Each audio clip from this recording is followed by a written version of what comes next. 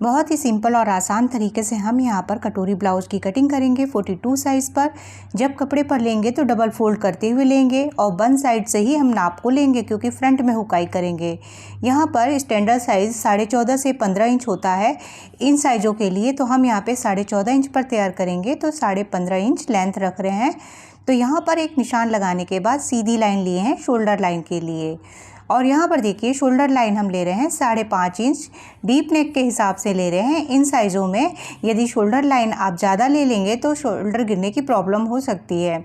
तो यहाँ पर अब आर्म होल वाली लाइन को लिए हैं 6.25 इंच। यदि इससे आप कम रखते हैं तो आर्म होल की गोलाई कम पड़ जाएगी। चेस्ट लाइन ले रहे हैं 10.5 इंच, यानी कि 42 को 4 से डिवाइड कर देंगे तो 10.5 इंच आएगा। इसी में 1.5 से 2 इंच का मार्जिन लेंगे। तो इस मार्जिन को लेते हुए यहाँ पे कमर हमारा 36 साइज है तो उसका 4 पार्ट हो जाएगा 9 इंच, और 1 इंच की प्लेट डालेंगे और 1.5 इंच का मार्जिन नीचे भी रखेंगे। तो यहाँ पर हमने निशान को लगाने के बाद स्टिचिंग और कटिंग वाली लाइन को ड्रॉ कर दिया है। आर्म होल की गुलाई के लिए यहाँ पर हम 1.25 से 1.5 इंच का लेंगे गैप, तो हमने लिया है यहाँ पे 1.25 इंच, और इस तरीके से इंची टेप को रखा है अब सीधा, और इसको फोल्ड करते हुए एक पॉइंट निकाले हैं ताकि हम आर्म होल की परफेक्ट गुलाई को दे सकें। तो इस तरीके से यदि आप पॉइंट निकालते हैं और गुलाई देते हैं तो इसकी परफेक्ट शेप आती है इन लाइनों को मिलाते हुए। अब देखिए गले की चौड़ाई के लिए यहाँ पर हम ले रहे हैं 2.5 इंच। यहीं पर आप चाहें तो 2.25 इंच भी ले सकते हैं, और हमें यहाँ पे गला चौड़ा चाहिए। गले की गहराई रखे हैं 10.5 इंच, नीचे से रखे हैं 2.75 इंच।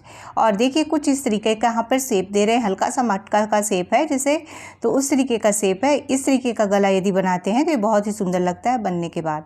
तो यहाँ से निशान को हमने लगा लिया है। यदि शोल्डर गिरने की प्रॉब्लम है तो आप 2 पॉइंट नीचे की ओर कर दें, यानी कि 0.25 इंच, तो इससे आपको शोल्डर गिरने की प्रॉब्लम नहीं होगी। यहाँ पर ले रहे हैं टक्स पॉइंट, इंची टेप को रखें फिटिंग वाली लाइन तक सीधा, और फोल्ड करके जो पॉइंट आया वहीं से 4.5 इंच लंबाई पर प्लेट हाफ इंच दोनों साइड घुमा देंगे। तो ये हमारा मार्जिन है। और इस तरीके से यदि आप गले में पाइपिंग को खींचते हुए लगाएंगे ना तो कभी भी आपका जो शोल्डर होता है वो गिरेगा नहीं। कंधे पर से 1-2 इंच आगे और 1-2 इंच पीछे तक यदि ऐसे शोल्डर में पाइपिंग को लगाया जाता है तो शोल्डर कभी भी नहीं गिरता है, यदि आप स्लोप डाउन करें या ना करें। तो यहाँ पर देखिए इस तरीके से हमने कटिंग को कर लिया है आर्म होल के साइड से, और गले की भी कटिंग कर ले रहे हैं। अब जो ये शोल्डर डाउन किया था इसकी भी हम कटिंग कर दे रहे हैं। तो यहाँ पे हमने इसको कट कर लिया है। अब इसी की सहायता से हम करेंगे फ्रंट की कटिंग। तो यहाँ पर फिर हमने सिंगल पेपर को ही लिया है और कपड़े पर डबल फोल्ड करते हुए रखेंगे।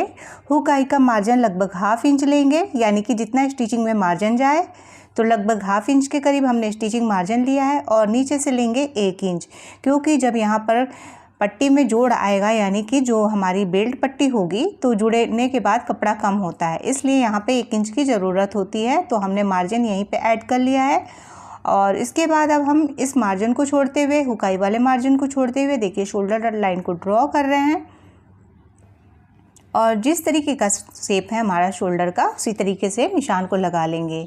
आर्म होल की गोलाई जिस तरीके से हमने दी है बैक साइड के लिए वैसे ही हम ड्रॉ कर ले रहे हैं, और यहाँ पर क्या चेंजिंग करनी है अब देखेंगे। और नीचे से भी निशान लगा दिया है, इन निशानों को कर लेंगे पहले सीधा। तो ये देखिए हमने यहाँ से मिला दिया है। फिर से हम एक नए आर्म होल की गोलाई के लिए, यानी कि फ्रंट के लिए हम फिर से बॉक्स को तैयार कर रहे हैं। और यहाँ पर इसको बॉक्स को बनाने के बाद गले की गहराई ले रहे हैं यहाँ पर 6.5 इंच पर। आप 6 इंच, 6.5 इंच या जितना डीप नेक बनाना चाहते हैं बना सकते हैं, तो 6.5 इंच सही है। तो यहाँ पर 6.5 इंच पर हमने गले की गहराई ली है और कुछ इस तरीके का शेप दे दिया है। और यहाँ पर देखिए लगभग 1/2 इंच एक डंडी इस तरीके से सेंटर के पास से गोलाई में ले लेंगे और इसी तरीके से घुमा देंगे, आसानी से आप कर्व दे लेंगे। इतना कपड़ा यहाँ से छांटना ज़रूरी होगा, नहीं तो यहाँ पर हमारा कपड़ा जो होता है लगता है कि हाँ यहाँ पर ज़्यादा खिंचाव आता है। तो इस तरीके से हमें निशान को लगाने के बाद अब हमें लेना है बेल्ट के लिए निशान। तो हमारा टक्स पॉइंट है यहाँ पे 10.5, इसमें 1/2 इंच हमने जोड़ लिया है स्टिचिंग का कंधे का मार्जिन, तो हो गया 11 इंच पर। और इससे 2 इंच नीचे जाएंगे, कम से कम 2 से 2.25 इंच की गैपिंग ज़रूर होनी चाहिए बेल्ट पट्टी में। तो ये हमारा टक्स यहाँ से निकला है जो, तो 2 इंच पर एक निशान लगा दिए। इस तरीके से वहीं पर अब हम एक सीधी लाइन ड्रॉ करेंगे। यही हमारा निकल आया बेल्ट पट्टी। यदि आपको लंबी ब्लाउजें बनानी हो तो कैसे शोल्डर पट्टी निकालेंगे, बस इसी तरीके से निकालना होता है, चाहे आप ब्लाउज की लंबाई कितनी भी रख रहे हों। तो यहाँ पर देखिए इस तरीके लाइन लेने के बाद 1.25 से 1 इंच की हम एक कर्व देंगे। तो इस तरीके से डॉट करते हुए हल्का सा इसका शेप दिए हैं ताकि देखने में भी सही लगता है। ये 1/2 इंच इधर की ओर देखिए, 1/2 इंच पर निशान एक पॉइंट ले लिए हैं फिटिंग वाली लाइन पे और यहाँ से तिरछी एक लाइन खींच रहे हैं। इस यहाँ से इतनी कपड़े को हटा देने से जो हमारा झोल आता है इस जगह पे, कपड़े में काफ़ी ज़्यादा इकट्ठा होता है वो नहीं होगा, कट करके हटा दे, या आप बाद में भी कट कर सकते हैं। इंची टेप को रखेंगे सीधा, यानी कि जो हमारी चेस्ट लाइन थी 10.5 इंच, उसको डिवाइड कर देंगे, यानी कि इंची टेप को फोल्ड कर दिया तो आया है 5.25 इंच, यानी कि 5.25। इसमें प्लस करेंगे 1.25 इंच। ये सभी साइज़ों में आप करेंगे और आपकी किसी भी साइज़ की हो, 32, 33, 34, आपका परफेक्ट कटोरी का साइज़ निकल के आ जाएगा बिना किसी नाप के। यदि बहुत ज़्यादा हैवी चेस्ट हो तो यहाँ पे 0.25 इंच से 5 इंच बढ़ा सकते हैं। अब देखिए 1 इंच लेंगे गले के पास और इस लाइन को हमने किया था यहाँ पर सीधा, जो हमारा लिए थे हम 1.25 के पास। अब इस तरीके से कुछ तिरछा मिला रहे हैं। देखिए यहाँ से हल्का सा तिरछा, यानी कि ये जो बीच में हमारा बाजू वाला हिस्सा है यहाँ से 2.5 इंच तक की गैपिंग आ जानी चाहिए, तो ये परफेक्ट है। अब इस तरीके से यहाँ दे देंगे कर्व। तो देखिए यहाँ पर इस तरीके से कर्व दी हैं और ये बिल्कुल परफेक्ट तरीका है। इस तरीके से यदि आप चोली को निकालते हैं तो बहुत ही परफेक्ट आपकी चोली तैयार होगी। तो इस तरीके से हमने यहाँ पर इसकी कटिंग कर देनी है।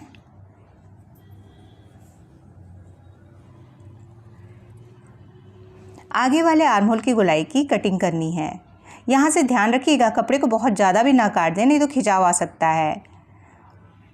अब यहाँ से जो शोल्डर लाइन थी उसको कट कर लिए हैं, गले की भी यहाँ पे कटिंग कर लेंगे।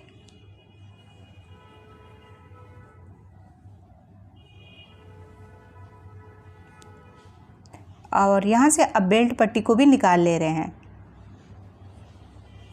जो ये एक्स्ट्रा है इसे भी कट कर देंगे, जो 1/2 इंच तिरछा लिए थे हम। देखिए यहाँ से कट कर दिया और अब हम चोली वाले हिस्से की भी कटिंग कर ले रहे हैं। यदि आपका 43 साइज़ है ना तो भी आप इसी तरीके से ले लेंगे। अब देखिए यहाँ पर चोली वाले हिस्से को बढ़ाना है, बाकी सब सेम रहेगा, इसी को हमें बड़ा करना है। तो कैसे करेंगे, यहाँ पर जैसे है ये शेप इसका सेम टू सेम उतार लेंगे और यहीं पे यदि 43 साइज़ हो या 44 साइज़ हो तो हम जो मार्जिन यहाँ पर 1.5 इंच का लेने वाले हैं उसी को आप कम से कम 1.75 इंच से 2 इंच भी ले सकते हैं यदि 44 साइज़ है तो। देखिए सारा हमने सेम उतार लिया है। अब इसके बाद नीचे की ओर हम बढ़ा रहे हैं 1.5 इंच। इसे आप 1-8 पॉइंट और ज़्यादा भी ले सकते हैं, यदि बहुत ज़्यादा हैवी चेस्ट है तो ले सकते हैं, लेकिन ये परफेक्ट आएगा यदि आप इस तरीके से बनाते हैं तो। देखिए तो उस साइड भी हमने 1.5 इंच मार्जिन लिया है और दोनों साइड लेने के बाद इंची टेप को फोल्ड कर रहे हैं। फोल्ड करने के बाद सेंटर निकालना है हमने, तो सेंटर के पास वहाँ पॉइंट लगा दिए हैं और अब देखिए ऊपर की ओर बढ़ाना है। 1/2 इंच वहाँ बढ़ा दिए हैं साइड की ओर और इस साइड हमें नीचे की ओर देखिए मिला देंगे। यदि हमने यहाँ पर हुकाई वाला मार्जिन ना लिया होता तो यहाँ इधर भी 1/2 इंच बढ़ाना होता। अब इसे ले जाएंगे 1.5 इंच नीचे प्लेट डालनी है हमें, तो 1.5 इंच तक यहाँ पर एक पॉइंट लगा लिए हैं और इस तरीके से करते हुए तिरछा मिलाएंगे। सेम जिस तरीके से हम प्रोसेस को फॉलो कर रहे हैं, यदि आप इस तरीके से निशान को लगाएंगे तो आपका परफेक्ट शेप बनेगा। यहाँ से जो एक्स्ट्रा हमने मार्जिन बढ़ाया है इसे इस तरीके से मिला देना है। यही हमारा स्टिचिंग का मार्जिन और पफ का मार्जिन यहीं पर है। अब देखिए यहाँ से 3 इंच की प्लेट को ड्रॉ करनी है। 3 इंच की प्लेट ड्रॉ करेंगे, इसलिए टोटल नीचे से लेके ऊपर तक हमें 1.5 इंच और ऊपर जाना है और इस तरीके से ड्रॉ करके 1.5 इंच दोनों साइड हमें निशान लगा के तिरछा मिलाना है। तो इस तरीके से हमने कटोरी का शेप यहाँ पे बढ़ा लिया है। अब करते हैं यहाँ पर इसकी कटिंग। और यदि आप 44 साइज़ पर बना रहे हो तो साइड में जो हमने 1.5 इंच बढ़ाया था कम से कम 2 इंच बढ़ा लें, आपका परफेक्ट शेप बन के तैयार होगा। बाकी प्रोसेस ऐसे ही करने हैं जैसे हमने बताए हैं आगे। तो इस तरीके से चोली वाले हिस्से को हमने इस तरीके से कट कर लिया है। देखिए और यहाँ से देखिए जब फोल्ड करेंगे तो इसका कितना अच्छा पफ बन के आ रहा है। तो ये आप किसी भी साइज़ पर इस तरीके से बनाएंगे तो परफेक्ट आएगा। अब देखिए हमने बैक साइड का पल्ला फिर से लिया है, लगभग 1/2 इंच ऊपर छोड़ेंगे जो शोल्डर ज्वाइन होता है, और इंची टेप को इस तरीके से आर्म होल पर घुमाते जा रहे हैं। घुमाने के बाद हमारा है 11.25 इंच, इसमें माइनस कर देंगे 0.75 इंच। आप चाहें तो 0.5 इंच भी माइनस कर सकते हैं। तो यहाँ पर देखिए अब हमने लंबाई ले ली है यहाँ पर 10 इंच, 1 इंच हमारी लंबाई की मार्जिन है, और जो चौड़ाई है तो वो ले ली है 10.5 इंच यानी कि 10.5 इंच। और इस तरीके से एक जगह और निशान लगा के सीधी लाइन वहाँ से ड्रॉ कर लेंगे हम। और ये 9 इंच की स्लीव्स तैयार होगी, इसलिए लेंथ रखे हैं 10 इंच और डबल फोल्ड पे है। ओपन साइड की ओर जाएंगे, 3.5 इंच नीचे एक निशान लगा के 1.5 इंच अंदर की ओर एक सीधी लाइन लेंगे। ये देखिए 1.5 इंच की लाइन ये ड्रॉ की मैंने। इस तरीके से 1.5 इंच की लाइन के पास जो पॉइंट लिए हैं वहाँ से शोल्डर ऊपर की ओर जाएंगे, जहाँ से बाजू हमारा ज्वाइन होगा यहाँ से लेंगे 2.5 इंच पर निशान। बड़े साइज़ों में ये 2.25 से 2.5 इंच लेना चाहिए, और छोटे साइज़ों में आप कुछ कम ले सकते हैं। इस तरीके से सीधी लाइन ड्रॉ किए हैं और यहाँ से मिला रहे हैं गोलाई। तो देखिए इस तरीके से परफेक्ट ये गोलाई शेप मिल जाएगा। यहाँ पर बाजू की गोलाई जो भी हो 11-12 उसका हाफ़ कर लेंगे। हाफ़ करने के बाद आया है 5.75 इंच, उसका निशान लगाए हैं। 1.5 इंच का लिए हैं मार्जिन, और कटिंग वाली लाइन स्टिचिंग वाली लाइन को इस तरीके से मिला रहे हैं।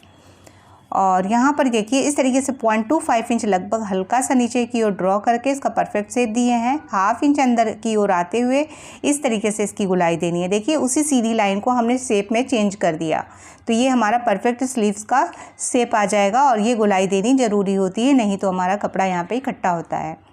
स्टिचिंग करते समय ये देखिए इस तरीके से लगभग 0.25 इंच हल्का सा गहराई के साथ हमने स्लीव्स को सिलना होता है। इससे होती है बाजू हमारी एकदम फिट, बाजू चिपकी हुई आती है, कहीं से भी फुलान नहीं आता है। यदि आपको परफेक्ट फिटिंग की ब्लाउज चाहिए तो ऐसे ही स्लीव्स को सिलना होगा। ऊपर वाली लाइन को कर लिए हैं कट, अब सिंगल पर ही कट कर रहे हैं, जो आगे वाली गोलाई है बस उसको। तो इस तरीके से इसका शेप कट कर दिए हैं। अब देखिए यहाँ पर हम इस तरीके से स्लीव्स को दिखा रहे हैं, इस तरीके से 1/2 इंच ऊपर छोड़ते हुए स्लीव्स को ब्लाउज़ के बैक साइड पे रख रहे हैं और इस तरीके से गोल गोल घुमा रहे हैं। देखिए परफेक्ट आ रहा है। और वीडियो पसंद आया होगा तो प्लीज़ इसे लाइक शेयर सब्सक्राइब जरूर करिएगा। Thank you for watching.